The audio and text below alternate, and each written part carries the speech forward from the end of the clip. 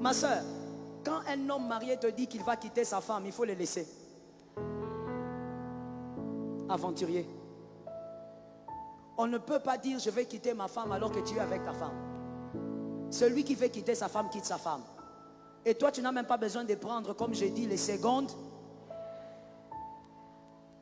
Arrête de te laisser embobiner par ce genre de choses. N'utilise pas ton esprit crédule pour demeurer dans la saleté. N'écoute pas n'importe quoi et ne crois pas en n'importe quoi. Est-ce que quelqu'un m'entend? Est-ce que quelqu'un m'entend?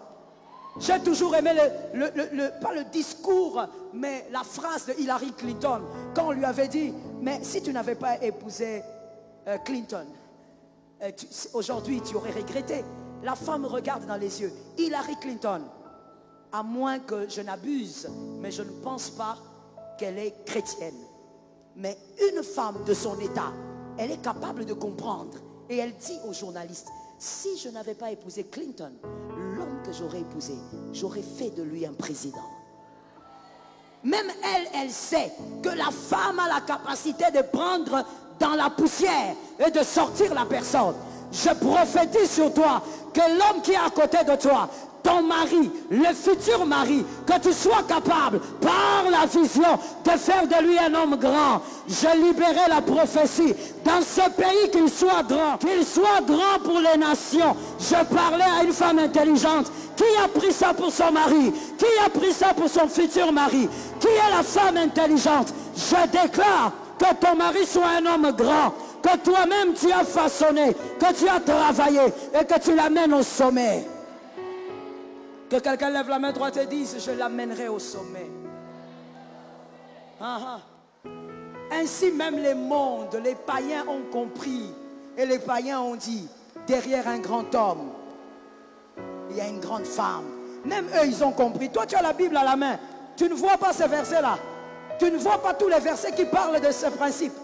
Il n'y a pas un homme qui peut devenir grand sans une grande femme. Il n'y en a pas. Si tu veux qu'un homme échoue dans sa destinée, donne-lui une mauvaise femme.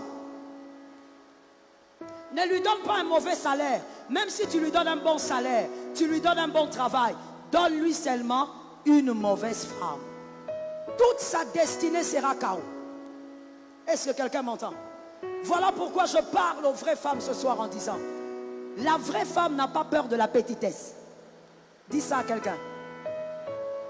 Dis à quelqu'un d'autre, la vraie femme n'a pas peur de la petitesse. La vraie femme a peur des paresseux.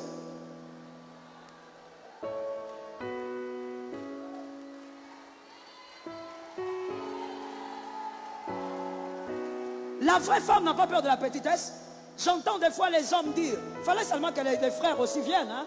Il fallait leur dire de venir. Des fois j'entends les frères dire, oh maman, pourquoi vous dites ça? Vous encouragez les filles, elles aiment maintenant la grandeur. Mon frère, le problème ce n'est pas de manquer du travail ou d'avoir un petit salaire. Le problème c'est d'être capable de faire quelque chose même quand c'est petit. Est-ce que je parle à quelqu'un? La vraie femme n'a pas peur d'un homme qui n'a rien. Un homme qui n'a rien mais qui sait se battre, c'est un avenir. Je répète la phrase pour les femmes intelligentes. Un homme qui n'a rien, mais qui sait comment se battre, c'est un avenir. Je ne dis pas il a de l'avenir, il est un avenir. On ne parle pas ici des hommes qui savent se battre, se chercher, malgré la difficulté, la souffrance. Mais on parle des hommes. Il peut, mais il ne veut pas. Que quelqu'un me dise paresseux. Répète-moi encore, paresseux. Lève la main droite et dis arrière de moi, paresseux. Que les célibataires me donnent la main.